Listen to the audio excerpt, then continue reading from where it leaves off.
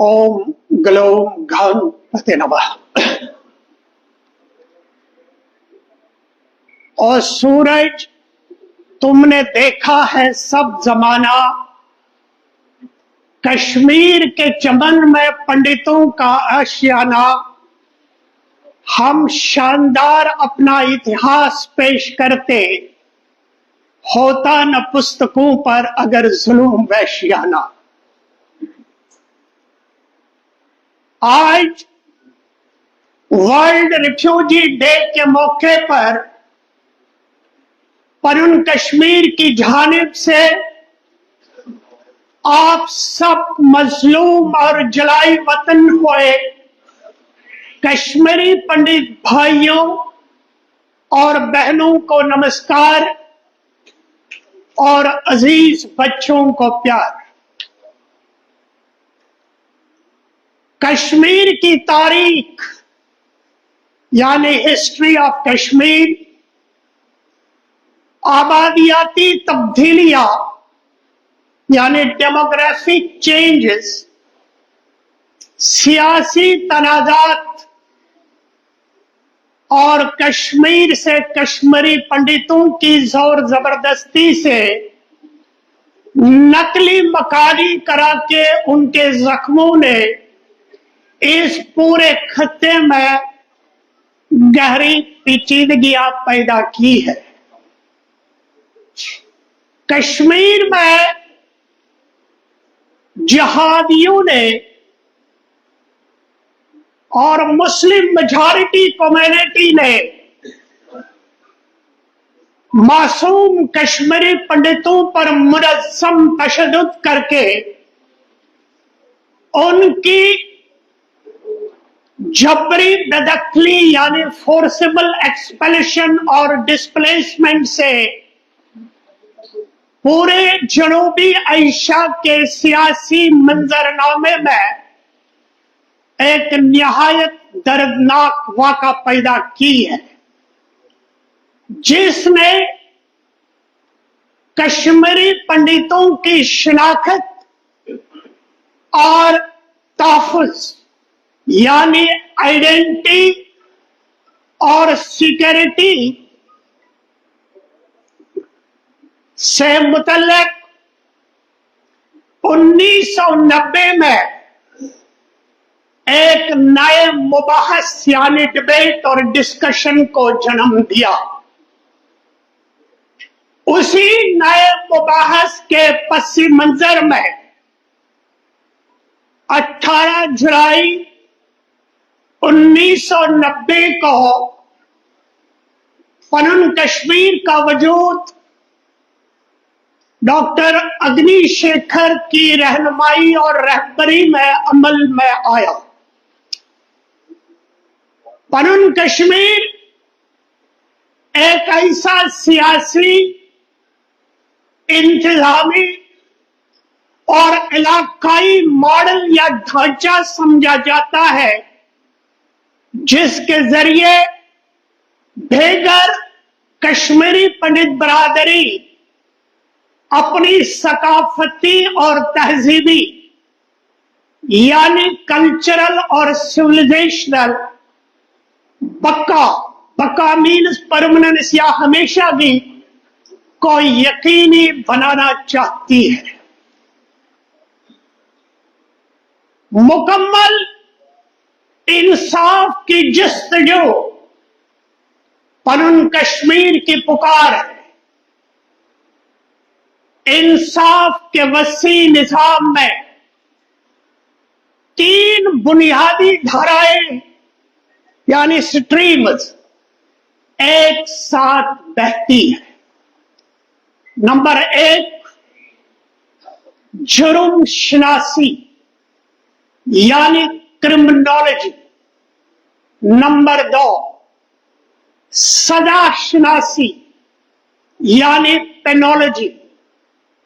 Number 3 मुतासिरा शनासी यानी victimology. जुर्म शनासी के एम्बिट में जुर्म का मुताला आता है, यानी हमारी डिमांड है कि 1931 से लेकर 1986 तक बिल अमूम और 1986 से 1990 और उसके आगे बिल खसूस कश्मीर में कश्मीरी मुसलमान ने जो कश्मीरी पंडित पर तशद्दुद किया, जेनोसाइड किया, जुर्म किया, उसका मुताला होना चाहिए, उसकी स्टडी होनी चाहिए। नंबर 2, पेनोलॉजी यानी सजा शनासी के दायरे में सजा का निजाम यानी द सिस्टम ऑफ पनिशमेंट आता है, और मुतासिरा शनासी यानी विक्टिमोलॉजी के तहत मजलूम, हम मजलूम है, हम पर जुल्म किया गया है, मजलूम लोगों की देखभाल होनी चाहिए।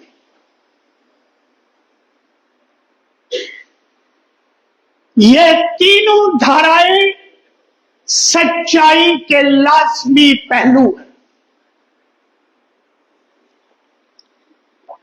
इन धाराओं में कोई भी अलग से इंसाफ हासिल नहीं कर सकती है। अलबत्ता अगर ये तीनों धाराएं इकजा यानी कन्वर्ज होती है तो हकीकी इंसाफ जन्म लेता है। अगर इनमें से किसी एक धारा को भी नजरअंदाज किया जाता है तो इंसाफ अधूरा, कमजोर और नामुकम्मल रह जाता है, यानी पार्शल, फ्रेजाइल और इनकम्प्लीट रह जाता है। आजकल हम अक्सर भारतवर्ष में बहाली इंसाफ यानी रेस्टोरेटिव जस्टिस की बात सुनते आए।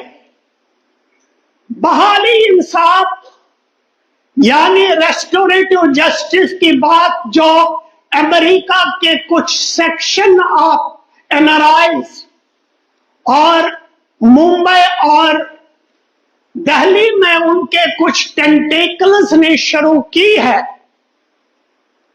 उसमें बेसिकली यह रेस्टोरेटिव या बहाली इंसाफ के तहत मजलूम लोगों को अपनी अपनी घरों में अपने अपने मुकामी जगहों पर बसाया जाता है। मगर हम सबों को ज़हन-नशीन होना चाहिए कि बहाली इंसाफ या रेस्टोरेटिव जस्टिस कोई इंसाफ नहीं है, क्योंकि यह इंसाफ सिर्फ नेचुरल कैलेमिटी से शिकार हुए लोगों के लिए एप्लीकेबल है। यह उन लोगों के लिए एप्लीकेबल है जो सैलाब ज़दा है, आग ज़दा है और भूचाल ज़दा है। हम न तो आग ज़दा ही है, न भूचाल ज़दा, और न हम सैलाब ज़दा लोग हैं। इस बहाली इंसाफ के तहत कुछ लोग फॉरगिव, फॉरगेट और रिकॉन्सिलेशन करके बहाली इंसाफ को रेस्टोर करना चाहते हैं। हम फॉरगिव, फॉरगेट और रिकॉन्सिलेशन किलर्स के साथ नहीं कर सकते हैं। हमने 700 सालों से फॉरगिव, फॉरगेट और रिकॉन्सिलेशन की प्रोसेस की है, और नतीजा क्या रहा कि हम 100% से अब 3% बाकी रह गए हैं। और ये एनआरआईज और दिल्ली और मुंबई में इनके टेंटेकल्स ये इन 3% को भी खत्म करना चाहते हैं। अरे भाई, पापों से बचो, गुनाहों से बचो, कम से कम इस 3% लोगों को बचने दो। हिंदुस्तानी कानून में एक और इंसाफ की बात होती है, उसको निस्बती इंसाफ यानी रिलेटिव जस्टिस कहते हैं। रिलेटिव जस्टिस या निस्बती इंसाफ के तहत सरकारी हिंद कभी भी कश्मीरी हिंदुओं को कश्मीर में वापस जाने के लिए किसी पोजीशन को इख्तियार करने के लिए कह सकती है। इस निस्बती यानी रिलेटिव जस्टिस के तहत हमको कहा जा सकता है कि आप प्री 1990 की पोजीशन इख्तियार कर लो, 1980 की, 1970 की, 60 की, 50 की, 40 की, मगर हकीकत यह है कि 1931 से ही जो एग्जिस्टिंग एक्सोडस हमारा है, इसके पीछे जो जेनोसाइड है वो 1931 से ही पनप रहा था। 1931 से 1947 तक हम पर क्रीपिंग जेनोसाइड इन्फ्लिक्ट हुआ। 1947 से 1986 तक इनडायरेक्ट जेनोसाइड हुआ और 1986 से आगे डायरेक्ट जेनोसाइड और डिनायल ऑफ जेनोसाइड हुआ। 1931 से लेकर 1947 तक कश्मीर में इम्प्रेशनेबल माइंड्स को स्कूलों, कॉलेजों और यूनिवर्सिटी में एनवेनम किया गया, इंडोक्ट्रिनेट किया और कश्मीरी पंडितों के खिलाफ आग भगोड़ा बनाया गया। 1947 से लेकर 1986 तक जब नेशनल कॉन्फ्रेंस को और शेख अब्दुल्ला और बेग को पैराशूट किया गया, वो पैराशूट इंडियन आइडियोलॉजिकल ट्रांसफॉर्मेशन के बगैर and without making them to accept that India is a multi-religious and multicultural foundation, उनको रियासती एडमिनिस्ट्रेशन का कामकाज सुपर्द किया गया। तो नतीजा क्या रहा? नेशनल कॉन्फ्रेंस, शेख अब्दुल्ला बेग और दूसरे ये लोग ये supplicant to the Indian nation building process नहीं बने, ये आर्बिट्रेटर्स बन गए और इन्होंने एक पॉलिसी मुरतब की कि किस तरह से सेक्युलर, डेमोक्रेटिक और Indian nationalistic forces, particularly Kashmiri pandit को कमजोर बनाया जाए। आपको याद होगा, आप में से बहुत सारे इस बात के लिए गवाह भी है और बहुत सारे लोगों ने इतिहास पढ़कर यह जानकारी हासिल की होगी कि 1947 और 1950 की दहाई में कश्मीर में, जम्मू कश्मीर में बाकायदा बैंककारी निजाम मौजूद नहीं था। बाकायदा बैंककारी निजाम की गैर मौजूदगी में कुछ कश्मीरी पंडित मुकामी लेवल पर कर्जा दे रहे थे। नेशनल कॉन्फ्रेंस गवर्नमेंट ने इनके इस फाइनेंशियल फाउंडेशन को न सिर्फ डिलीजिटिमाइज किया बल्कि इस सारे प्रोसेस को क्रिमिनलाइज्ड एक्ट करार दिया, जिससे उन सारे मुसलमानों को साफ साफ तौर पर संदेशा मिला, मैसेज मिला कि आप उनको असल जर यानी प्रिंसिपल मनी भी वापस देने के लिए कोई लीगल ऑब्लिगेशन नहीं है। तो इस तरह से یہ براہ راست پہلا حملہ ہمارے روزگار پر تھا۔ اس کے بعد بگ لینڈ ایبولیشن ایکٹ اور ایگریرین ریفارمز ایکٹ کو عمل میں لا کر ان لوگوں نے کہا کہ یہ پروگریسو ایکٹ ہے، یہ ریشنلائزڈ ایکٹ ہے، مگر حقیقت میں یہ ایکٹ کشمیری پنڈتوں کو اپنی جائز زمین سے جدا کرنے کی ایک گہری سازش اور چال تھی۔ میرے بھائیوں اور بہنوں، آپ کو یہ بھی پتا ہونا چاہیے کہ 1947 میں بی پی ایل بھیدی نے نیا کشمیر کا ڈاکیومنٹ بنایا جو اصل میں سیکولر، ڈیموکریٹک، نیشنلسٹک اور پلورلسٹک نیچر کا تھا، مگر نیشنل کانفرنس نے اسی ڈاکیومنٹ کا ٹیون، ٹینر، کنٹینٹ اور کلریشن پورا بدل دیا، اس کو پرو اسلامک، پرو جہادی اور اینٹی کشمیری ہندو، اینٹی ہندو بنایا، جس پر بی پی ایل بیدی نے بھی اپنی ناراضگی کا اظہار کیا۔ آپ کو یہ بھی یاد ہونا چاہیے کہ نیشنل کانفرنس گورنمنٹ نے اپنے پین کے سٹروک سے کئی سینکڑوں جگہوں کے نام بدل ڈالے تاکہ کشمیری ہندو کی جذباتی مضبوطی کو ختم کیا جائے۔ 1992 میں بھی فاروق عبداللہ نے دہلی کے ایک سیمینار میں اندر کرشن ملہوترا کے سامنے کہا کہ کوئی اس کو ہاری پربت کو کوئی مہاراج اور شنکر اچاریہ کو تخت سلیمان بھیٹ کہا۔ ہمارے گھاؤں کے نزدیک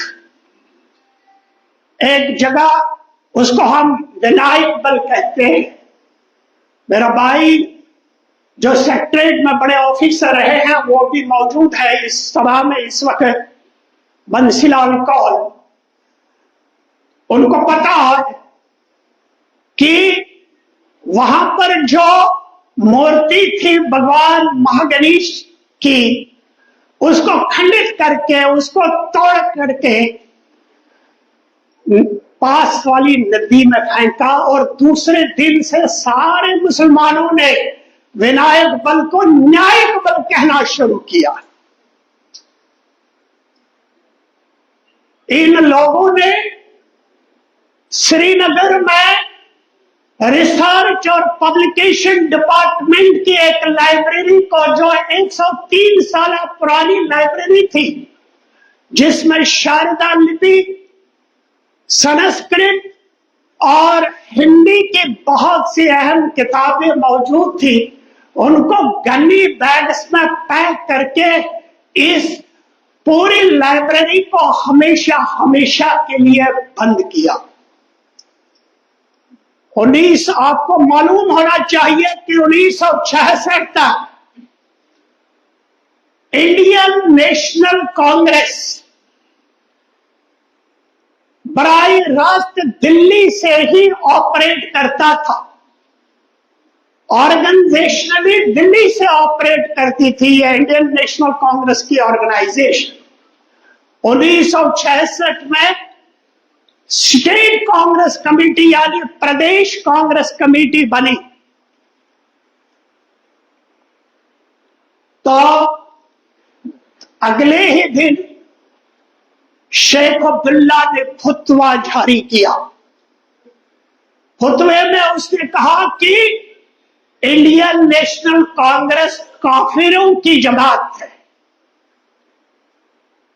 کشمیری پنڈت کے متعلق ہمیں پتا ہی ہے، مگر جو کشمیری مسلمان انڈین نیشنل کانگریس میں شامل ہوئے ہیں ان پر تعجب ہے، اس لیے ان کے ساتھ ترک موالات کر لو तर्क मवालात का मतलब है social boycott.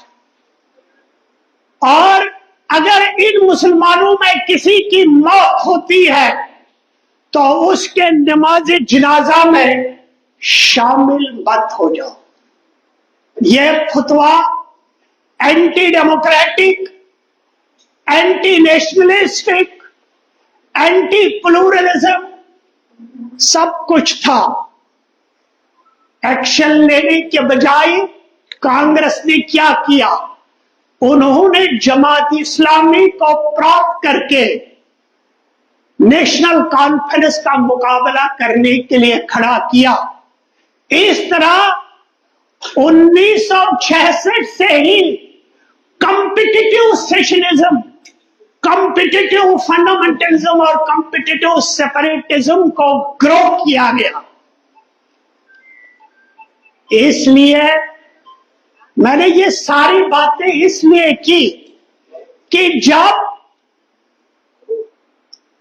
Economical avenues, emotional faculties, property, religion, culture, identity, dignity, इन सबों पर एक साथ हमला होता है तो मिनिस्क्यूल माइनॉरिटी की डिस्प्लेसमेंट सिर्फ पॉसिबल नहीं है बल्कि ट्रेजिकली इनएविटेबल है। ट्रेजिकली इनएविटेबल है इसलिए 1990 में हमको ये होना था और ये बेसिकली ये सारी प्रोसेस कल्मिनेट हो गई। अब आपका सवाल होना चाहिए कि, और यह भी मैं बताऊंगा कि पनन कश्मीर ने न सिर्फ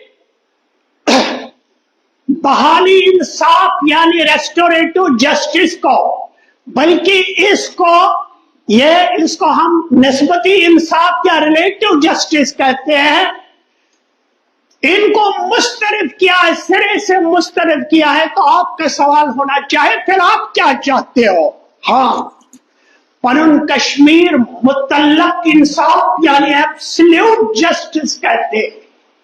हम एब्सोल्यूट जस्टिस की मांग करते हैं। एब्सोल्यूट जस्टिस क्या होती है? एब्सोल्यूट जस्टिस वो इंसाफ है जहां सच्चाई अटल, मुकम्मल और आखिरी शक्ल में जाहिर होती है।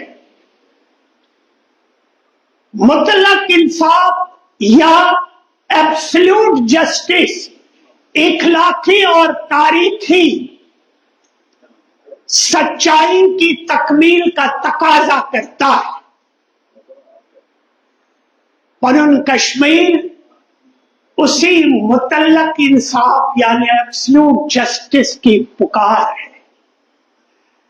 इसलिए पनन कश्मीर ऐसा हल है जो मुस्तकबिल में यानी फ्यूचर में किसी शक्ल या किसी भी गुलामी की निशानी का निशान बाकी नहीं छोड़ेगा। It will leave no residue for further grievances and subjugation.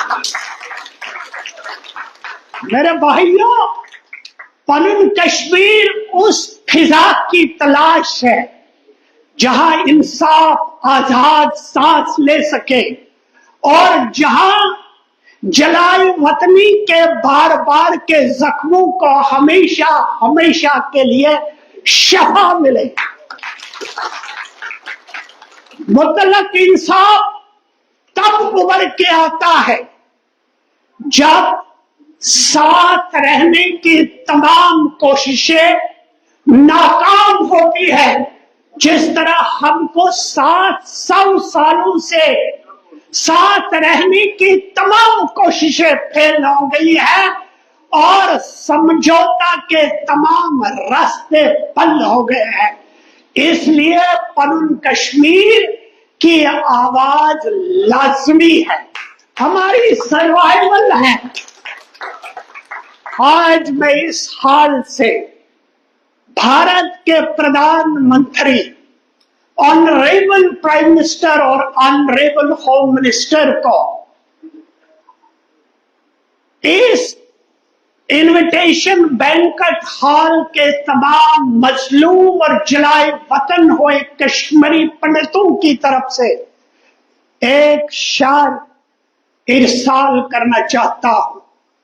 जिंदगी जुल्म के सांचों में दहलेगी कब तक, इन फिजाओं में मौत पलेगी कब तक।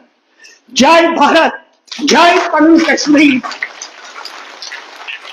हिंदुस्तान जिंदाबाद, पनु कश्मीर जिंदाबाद। Thank you.